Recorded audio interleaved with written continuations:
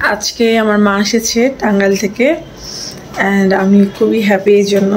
And মা আসছে 1 ঘন্টা হয়েছে, তো আসার পরে একসাথে লাঞ্চ করলাম।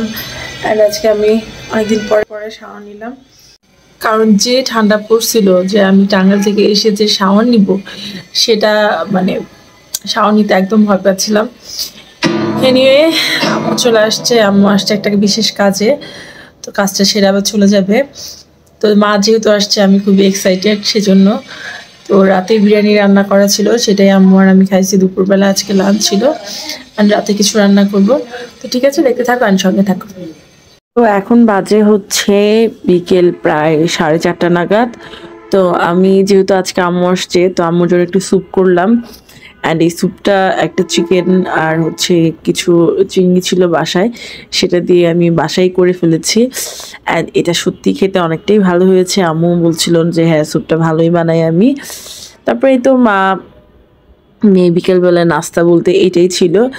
অ্যান্ড এরপরে হচ্ছে আমি রাতের জন্য রান্না করে ফেলি। অ্যান্ড রাতের মেনু হচ্ছে আজকে আমার একটা মাছ দিয়ে হচ্ছে টমেটো আলু দিয়ে একটা ভুনা করে নিলাম।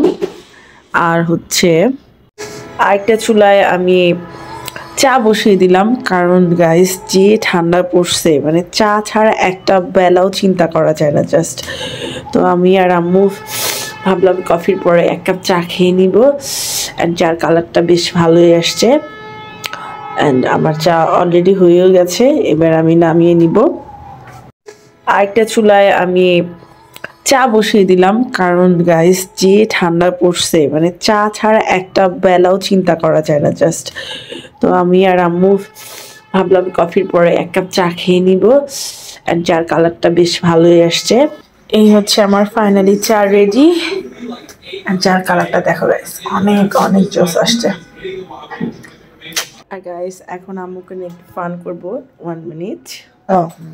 কি কমো কো বোঝা যায়, ও আমি একরকম করি ও একরকম করে, কো মিলে। তো ফ্রেন্ডস, এখানে আম্মুকে একটা অ্যাপসের মাধ্যমে আমি একদম পুরোপুরি কার্টুন বানিয়ে ফেলছি। অ্যান্ড আম্মু ওর সাথে হচ্ছে মানে ঠোঁট মেলানোর ট্রাই করতেছিল। নিয়ে এখানে হচ্ছে তারা দুই ভাই মিলে পড়াশোনা করতেছে। অ্যান্ড একজন টিচার আর একজন স্টুডেন্ট। তো আমি একটু মজা করে ভিডিও করে নিলাম তাদের কনভারসেশন।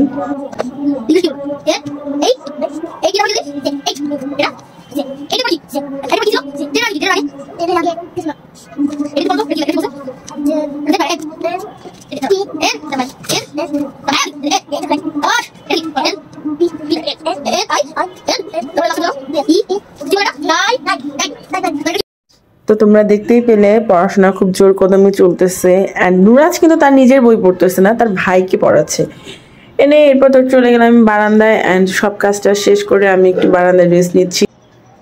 অ্যান্ড রেস্ট নিতে নিতে আমি এখানে একটা রিলস বানিয়ে ফেলেছি। অ্যান্ড এইটা আমি অলরেডি আমার পেজে অ্যান্ড ইউটিউবে আপলোড করে দিয়েছি। তো আসলে আমার বারান্দার গাছগুলো এত বেশি মানে জঙ্গল হয়ে গেছে, জাস্ট আমি বসে বসে চিন্তা করতেছিলাম যে এগুলোকে ছাঁটাই করতে হবে। আর এই তো বসে বসে চিন্তা করতে গিয়ে একটা রিলস বানিয়ে ফেলি। তো ঠিক আছে ফ্রেন্ডস, আজকে কি করলাম তোমাদের সবটাই দেখালাম। তো ভিডিওটা যদি ভালো লেগে থাকে অবশ্যই লাইক, কমেন্ট আর একটা করে সাবস্ক্রাইব করে দিও। সবাই ভালো থেকো, সুস্থ থেকো। আল্লাহ হাফেজ, টাটা।